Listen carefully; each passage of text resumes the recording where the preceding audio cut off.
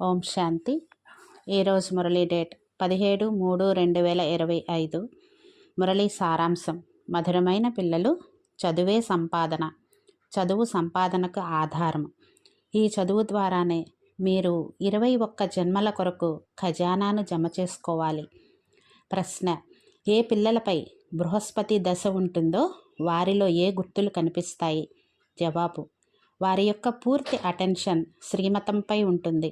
చదువును బాగా చదువుతారు, ఎప్పుడూ కూడా ఫెయిల్ అవ్వరు. శ్రీమతాన్ని ఉల్లంఘించే వారే చదువులో ఫెయిల్ అవుతారు. వారిపై మళ్ళీ రాహుదశ కూర్చుండిపోతుంది. ఇప్పుడు పిల్లలైన మీపై వృక్షపతి అయిన తండ్రి ద్వారా బృహస్పతి దశ కూర్చుంది. పాట: ఈ పాపపు ప్రపంచము నుండి. అచ్చా మీఠే మీఠే సికేలదే బచ్చోం ప్రతి మాత్ పితా బాప్ దాదా కా యాద్ ప్యార్ గుడ్ మార్నింగ్ और नमस्ते.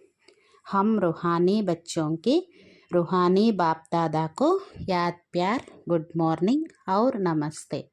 ధారణ కోసం ఫస్ట్ పాయింట్: ఈ పాత ప్రపంచాన్ని చూస్తూ బుద్ధి యోగము బాబా మరియు కొత్త ప్రపంచంతో జోడించబడి ఉండాలి. కర్మేంద్రియాల ద్వారా ఏ వికర్మలు జరగకూడదు అన్న అటెన్షన్ ఉండాలి. ఎల్లప్పుడూ శుద్ధ కర్మలనే చేయాలి. లోపల ఏదైనా రోగము ఉన్నట్లయితే సర్జన్ నుండి సలహా తీసుకోవాలి. సెకండ్ పాయింట్: సాంగత్య దోషం చాలా చెడ్డది. దీని నుండి స్వయాన్ని చాలా సంభాళించుకోవాలి. స్వయాన్ని మరియు పరివారాన్ని సుఖమిచ్చే వారిగా తయారు చేయాలి. చదువు విషయంలో ఎప్పుడూ సాకులు చెప్పకూడదు. వరదానం: శ్రేష్ఠ భావన ఆధారంగా సర్వులకు శాంతి శక్తి కిరణాలను ఇచ్చే విశ్వ కళ్యాణకారి భవ. ఏ విధంగా బాబా యొక్క సంకల్పాలలో మరియు మాటలలో నయనాలలో సదా కళ్యాణ భావన మరియు కామన ఉంటుందో అలా పిల్లలైన మీ సంకల్పాలలో విశ్వ కళ్యాణ భావన మరియు కామన నిండి ఉండాలి. ఏ కార్యాన్ని చేస్తున్నా విశ్వంలోని సర్వాత్మలు ఎమర్జ్ అవ్వాలి.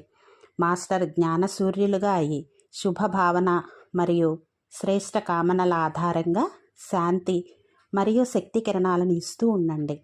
అప్పుడు విశ్వ కళ్యాణకారులు అని పిలువబడతారు. కానీ దీని కొరకు సర్వబంధనాల నుండి ముక్తులుగా స్వతంత్రులుగా అవ్వండి. స్లోగన్: నేను మరియు నాది అన్న భావన. ఇదే దేహాభిమానం యొక్క ద్వారము. ఇప్పుడు ఈ ద్వారాన్ని మూసివేయండి. అచ్చా. ఓం శాంతి.